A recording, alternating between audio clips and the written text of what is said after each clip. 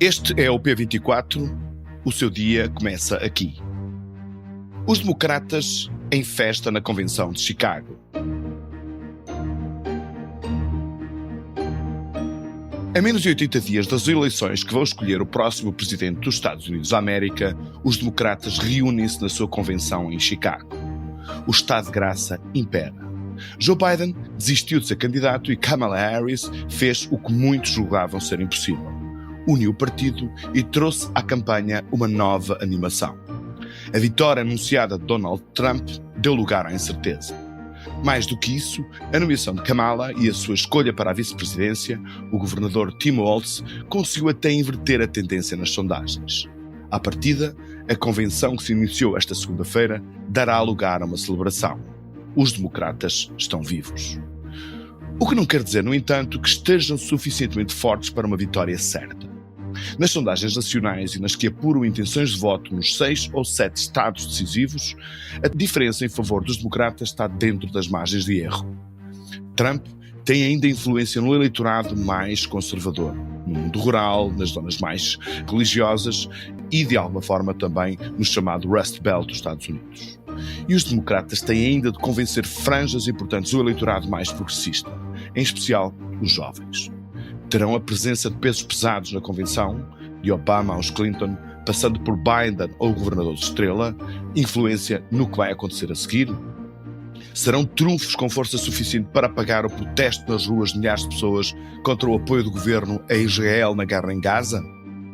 Por muito que se saiba que uma convenção dificilmente será decisiva, sabe-se também que a convenção desastrosa dos democratas em Chicago, exatamente na mesma cidade, em 1968, pode determinar a sorte de uma candidatura. Kamala Harris parte para estes dias importantes com a estrela de quem conseguiu equilibrar a contenda, o que joga a seu favor. Mas de Chicago é preciso vir mais do que a união e celebração. É preciso rasgo, brilho e, ao mesmo tempo, sensibilidade para evitar erros. Até porque o acontecimento global e cheio de estrelas como a convenção tem vida própria. Nada melhor, portanto, do que falarmos com o enviado especial do público a Chicago, Pedro Guerreiro, para nos dar conta sobre o pulsar dessa mesma vida. Este é o P24 e eu sou o Manuel Carvalho. Olá, Pedro Guerreiro. Tu estiveste na Convenção Republicana em Milwaukee há cerca de um mês atrás e pelas tuas primeiras impressões, sentes aí em Chicago alguma coisa diferente relativamente à Convenção dos Republicanos? Não, e essa é que é a novidade. Na Convenção Republicana havia um clima de euforia e de otimismo em relação às eleições. E tudo o que aconteceu desde então foi uma surpresa para os republicanos. A mudança de candidato não deveria ser uma surpresa total, mas a forma como o Partido Democrata se uniu rapidamente em torno de Kamala Harris e a subida da candidata nas sondagens e em muitos dos estados-chave, isso claramente foi uma surpresa para os republicanos, que continuam um bocadinho em choque e com uma indefinição estratégica em relação à campanha. E, por outro lado, tu tens aqui a euforia e o otimismo que tiveste em Milwaukee, tem-la aqui também em Chicago em relação aos democratas. Portanto, é uma aura, é um ambiente de grande entusiasmo aqui em Chicago. Uhum. E, portanto, isso quer dizer que, de alguma forma, o efeito Kamala Harris está-se a refletir tanto nessa convenção. Ou seja, toda essa mudança de que tu falas, não é? Esse acréscimo de otimismo e de esperança e de expectativa relativamente ao destino da campanha e das eleições, portanto, tem um reflexo no estado de espírito, no ânimo dos delegados. Sim, completamente. Uma questão que se coloca, e nos teus textos tens refletido isso, é que peso político as figuras maiores dos democratas, como Barack Obama ou Hillary Clinton, que peso político é que têm estas figuras num processo eleitoral nos Estados Unidos? Tu achas que servem mais para mobilizar os fiéis ou ainda têm alguma capacidade de convencer os indecisos, os cidadãos comuns?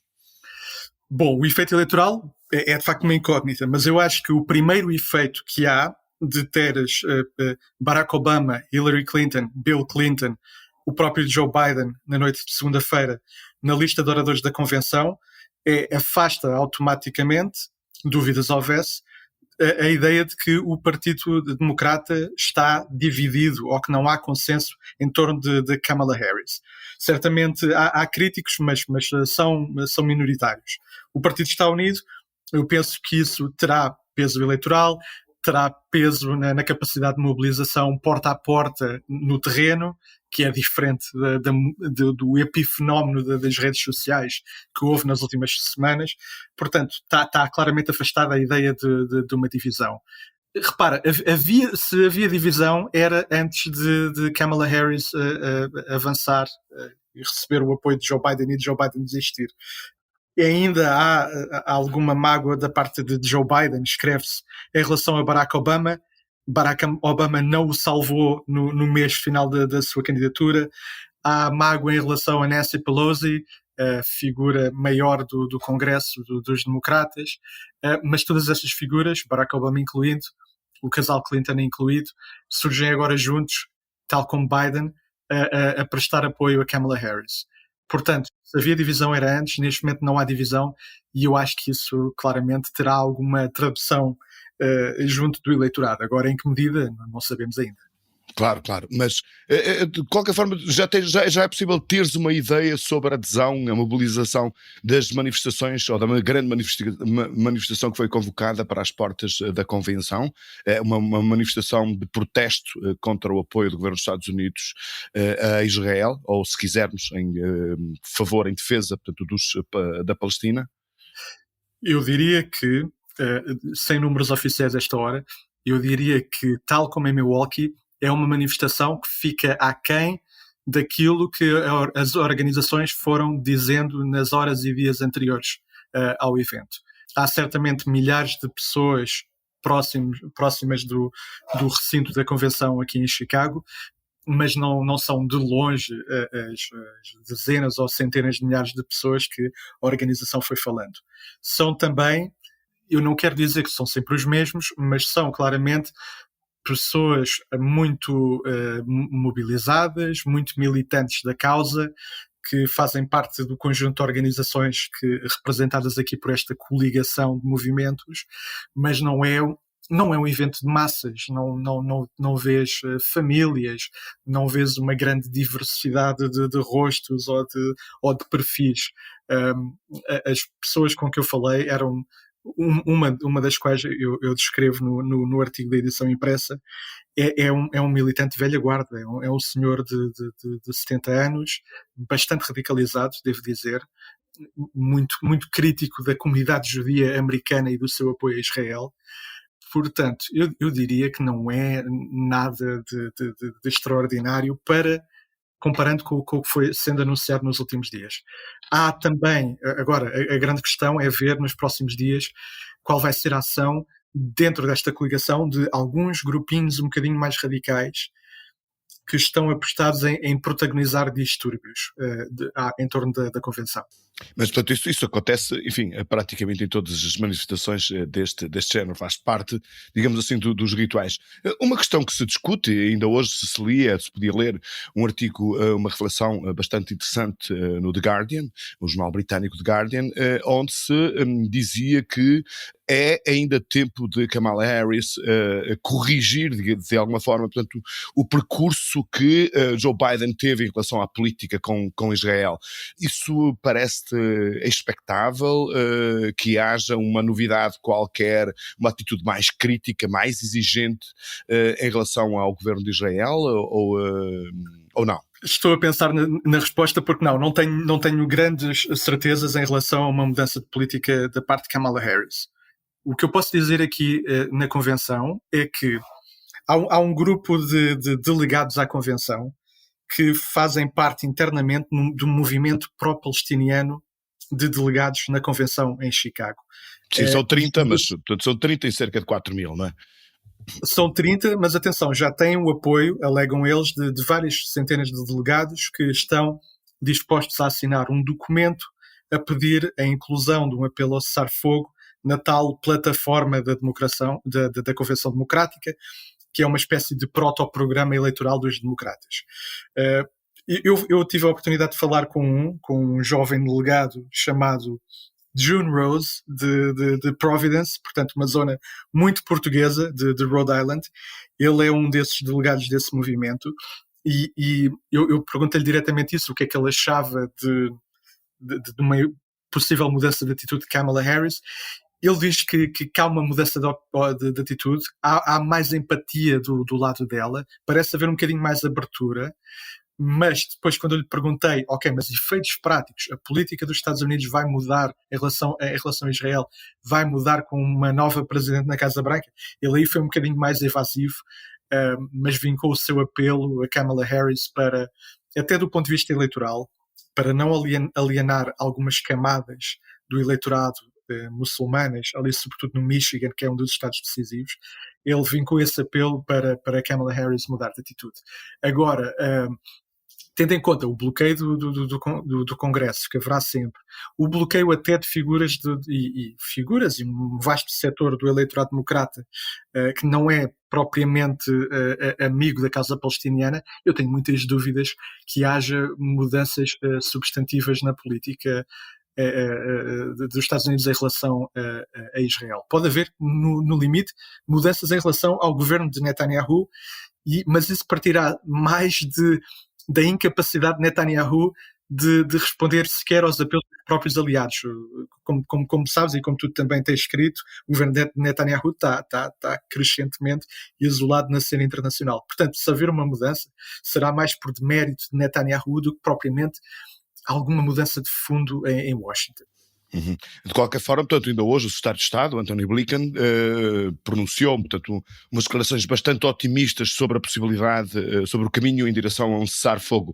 Isso, evidentemente, seria retirar uma pedra no sapato dos democratas, embora lá está, enfim, essa questão esteja mais associada propriamente a Joe Biden, mas seria uma boa notícia para os democratas se um cessar-fogo fosse conseguido nas próximas horas ou dias. Claro. Isso esvaziava logo este ponto de tensão que existe entre parte do eleitorado democrata ou independente ou de esquerda e a campanha de Kamala Harris, arrumava essa questão. Era mais uma obra ou um ponto na lista de obras a apresentar ao eleitorado, retirando esse potencial alvo da campanha republicana, de que a situação internacional está ao caos com os democratas na Casa Branca e que só ele, Donald Trump, o republicano, conseguia resolver isto tudo de uma só vez. Portanto, sim, seria maravilhoso para os democratas que houvesse boas notícias do Médio Oriente neste momento. Agora, uma nota mais pessoal da tua própria experiência nesta tua segunda convenção, nos tempos em que estás, portanto, ao serviço do público nos Estados Unidos. O que é exatamente uma convenção? Aquilo que vê nas televisões, para além dos discursos, aquilo parece ser uma coisa muito, muito encenada, muito programada até ao detalhe, um espetáculo mais montado para a televisão do que propriamente um fórum de debate de ideias e de programas para um futuro eventual governo dos democratas, caso Kamala Harris ganhe as eleições. E como é que tu te sentes aí? Que experiências é que tu retiras dessa tua presença aí?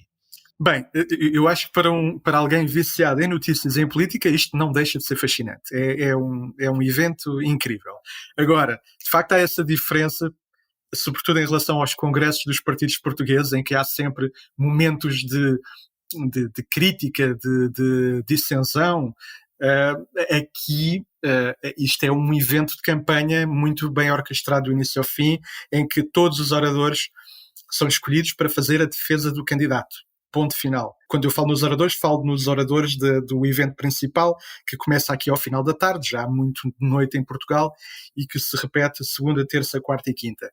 Depois, durante o período da manhã, há vários eventos paralelos, aí sim pode haver um bocadinho mais de debate de ideias, e são sobretudo eventos setoriais, das delegações de cada Estado, ou grupos, por exemplo, grupos hispânicos, ou negros, ou asiáticos.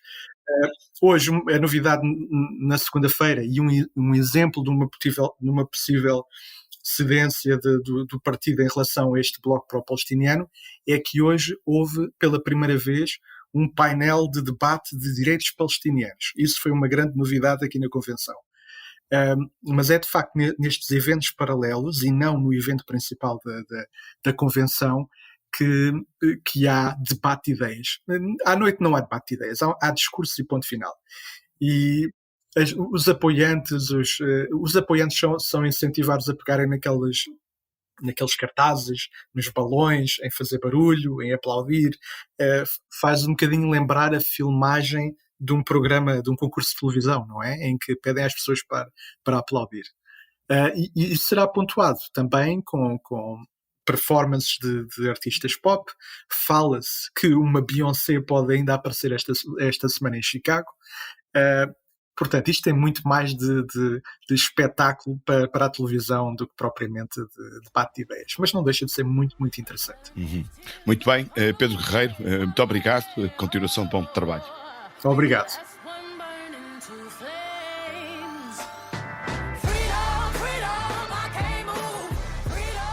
É boa ideia perguntar por que razão os democratas escolheram o tema Freedom, de Beyoncé, para hino da sua campanha. Será por causa do reconhecido bom gosto musical Kamala Harris? Ou porque o título e o tema da canção funcionam como uma resposta aos adversários republicanos? Note-se que, nas palavras de Trump, o que está em causa é um choque entre a liberdade individual e uma política estatista, o socialismo ou, veja-se bem, o comunismo que ele diz encontrar nas propostas dos democratas. Seja como for, para lá da qualidade musical, Kamala Harris pode usar Freedom sem ser proibida por Beyoncé. Já Trump foi proibido de reproduzir na campanha temas de Adele ou de Celine Dion. Se a arte votasse, Trump não sairia de Mar-a-Lago. O P24 regressa amanhã. Tenham um excelente dia. O P24 é um podcast do Público com música original de Ana Marques Maia. A sonoplastia deste episódio é de Nuno Coelho. O Público fica no ouvido.